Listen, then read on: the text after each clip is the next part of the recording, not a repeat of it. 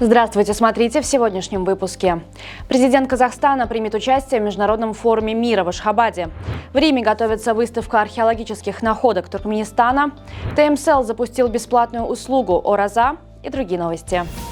Президент Казахстана Касым-Жомарт Токаев в письме на имя председателя Халк-Маслихаты Гурбангулы Бердымухамедова подтвердил участие в Международном форуме мира и доверия, который планируется провести 12 декабря в Ашхабаде. По мнению Токаева, инициатива проведения данного представительного форума подчеркивает особую роль Туркменистана в укреплении атмосферы всеобщего доверия и взаимопонимания, отражает последовательную приверженность Ашхабада принципам мирного сосуществования. Правительства Туркменистана и Италии готовят масштабную археологическую выставку, которая будет представлена в Капитолийском музее Рима. Об этом сообщил посол Итальянской республики в Туркменистане Луиджи Феррари во время туркмено-итальянского концерта «Феста делла Мьюзика» в Ашхабаде.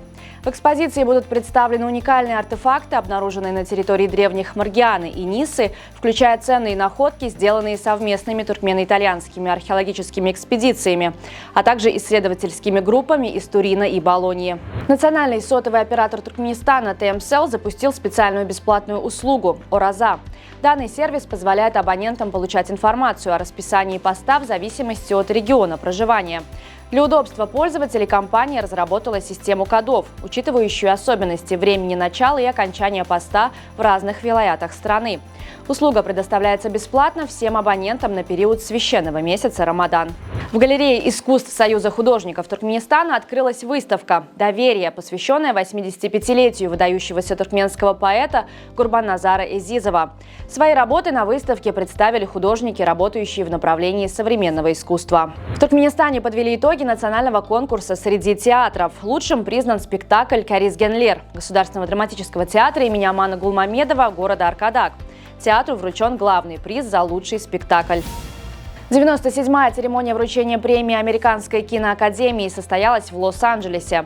Безусловным лидером по количеству наград стала картина режиссера Шона Бейкера «Анора», завоевавшая 5 престижных статуэток.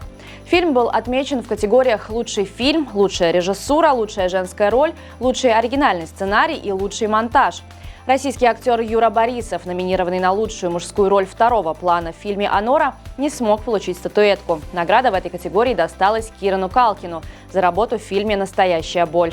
Норвежский гроссмейстер Магнус Карлсон успешно продал на благотворительном аукционе джинсы, из-за которых его отстранили от участия в чемпионате мира по рапиду.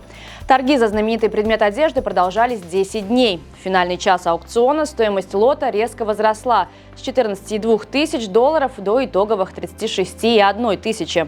Примечательно, что обычная розничная цена этих джинсов итальянского бренда Корнелиани составляет от $200 до $500. Полученная сумма будет передана на благотворительность. Председатель Федерации тенниса Туркменистана Азиз Давлетов провел переговоры с генеральным секретарем Федерации тенниса ОАЭ Насером Юсефом Аль-Марзуки о возможном участии туркменских спортсменов в турнире ATP 500 в следующем году в Дубае. Стороны также рассмотрели перспективы проведения совместных сборов, подготовки спортивных психологов и развития падел-тенниса, набирающего популярность в мире. Витебск обыграл Слуцк в домашнем матче 1/4 финала Кубка Беларуси. Встреча завершилась со счетом 2-0 в пользу хозяев. Туркменский защитник Витебска Вепа Джумаев вышел в стартовом составе и провел на поле все 90 минут. Трехкратный олимпийский чемпион по вольной борьбе Бувайсар Сайтиев скончался в Москве на 50-м году жизни.